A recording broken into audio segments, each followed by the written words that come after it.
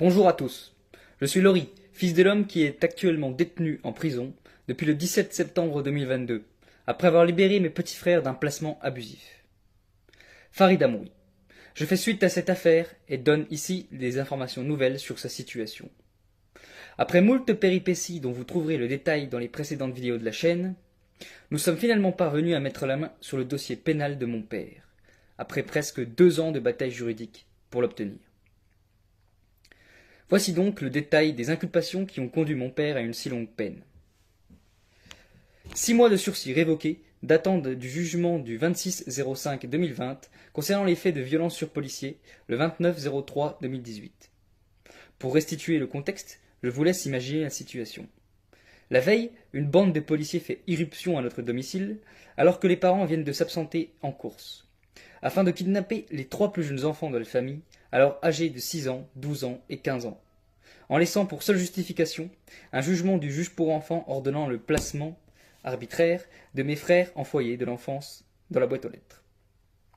Alors le lendemain, paniqué et dans l'incompréhension la plus totale, mon père se rend au centre social auprès de notre assistante sociale de l'époque afin d'obtenir des explications sur le placement soudain de ses fils. Mon père crie, vocifère, il est furieux, ce qui est normal dans une telle situation. Alors, la police est appelée sur les lieux et embarque mon père en garde à vue, car celui-ci ne se laisse pas faire. Ensuite, 5 mois de sursis révoqués datant du jugement du 26-05-2020, pour les faits de soustraction d'enfants le 20-04-2019. Mais dans ce jugement, il est oublié de préciser qu'il s'agit là de la soustraction de ses propres enfants, ceux-là mêmes qui ont été kidnappés contre leur gré et conduits ensuite en foyer quelque temps avant par les services de l'ASE. Gardez en mémoire ce jugement, car nous allons revenir dessus plus tard. Ensuite, 4 mois fermes datant du jugement du 12-02-2021 concernant les faits d'outrage sur policier le 19-05-2020. Il s'agit d'une situation, en pleine crise du Covid-19, où mon père refuse de porter le masque au sein du magasin Decathlon. La police est appelée sur les lieux et l'embarque. Encore une fois, mon père, qui voit rouge lorsque l'uniforme bleu se présente à lui, depuis que ces derniers ont kidnappé ses enfants, ne se laisse pas embarquer de son plein gré.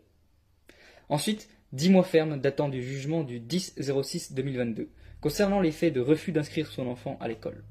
Pourtant, ce jugement fait suite à une longue bataille judiciaire pour regagner la garde de ses enfants, qui lui a justement été retirée pour ce motif précis, puis restituée à force de bataille. Donc nous étions bien dans notre bon droit.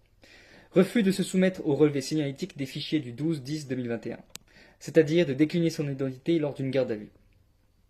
Menaces et